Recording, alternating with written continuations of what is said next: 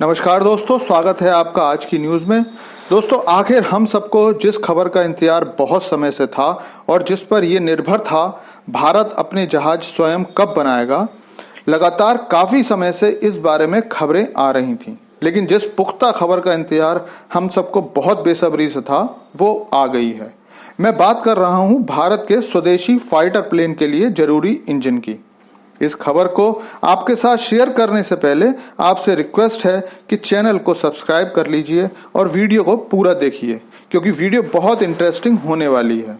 तो दोस्तों, ये खबर आ रही है अमेरिका से, और भारत के लिए ये खबर कैसे इतनी इम्पोर्टेंट है तो आपको बता दूं। दरअसल स्क्रीन पर देखिए, इस स्क्रीनशॉट में एबीपी लाइव की न्यूज़ है, जिसमें कहा गया है कि अमेरिका और भारत पीएम मोदी की अमेरिका विजिट के दौरान जनरल इलेक्ट्रिक के फाइटर इंजन की मैन्युफैक्चरिंग डील को फाइनलाइज कर देंगे।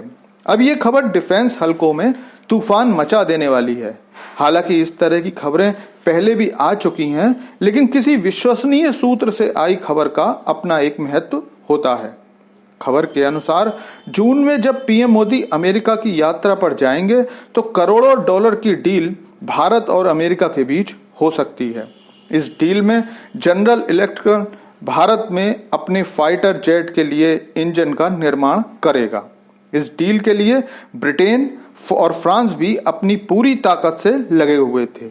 यहां तक कि डील अपने हाथों से जाती हुई देख ब्रिटेन की रोल्स रॉयस कंपनी बहुत पहले भारत को इंजन के साथ अपनी टेक्नोलॉजी ट्रांसफर के लिए कह चुका था, लेकिन भारत लगातार जीई को प्रेफर कर रहा था। हालांकि बाद में अमेरिका की ओर से इशारों में 5वीं पीढ़ी के स्टेल्थ जहाज एमका के इंजन को देने की शर्त भी इस डील में जोड़ने की खबर आ रही थी, और इसीलिए अमेरिकी सरकार जीई कंपनी की ओर से इंजन की भारत को होने वाली बिक्री की इजाजत नहीं दे रही थी। अमेरिकी सरकार को लगता था कि इस डील में देरी करके भारतीय सरकार पर एमका के इंजन की डील के लिए भी दबाव डाला जा सकता है, लेकिन भारत सरकार ने अपने सारे ऑप्शन खुले रखे और इसी दौरान रूस को भी 240 AL-31 इंजन का ऑर्डर देने की बात कर ली। अब इस डील ने अमेरिकी सरकार को दबाव में डाल दिया, क्योंकि अमेरिका इस डील को रूस को जाने नहीं दे सकता था, क्योंकि ये डील न केवल उसे करोड़ों डॉलर का नुकसान देती, बल्कि भारत को रूस के पाले में भी अगले कई दशक के लिए पहुंचा देती। और वही हुआ जो भारत चाहता था। अब खबर आ रही है कि ये इंजन डील जो करोड़ों डॉलर की होगी, वो गवर्नमेंट टू गवर्नमेंट डील होगी, वैसी ही जैसी राफेल फाइटर जेट के मामले में भारत सरकार और फ्रांस सरकार के बीच हुई थी। इस डील को अंतिम रूप अगले हफ्ते दिया जाएगा, जब US secretary of defence Lloyd Austin Bharat आएंगे।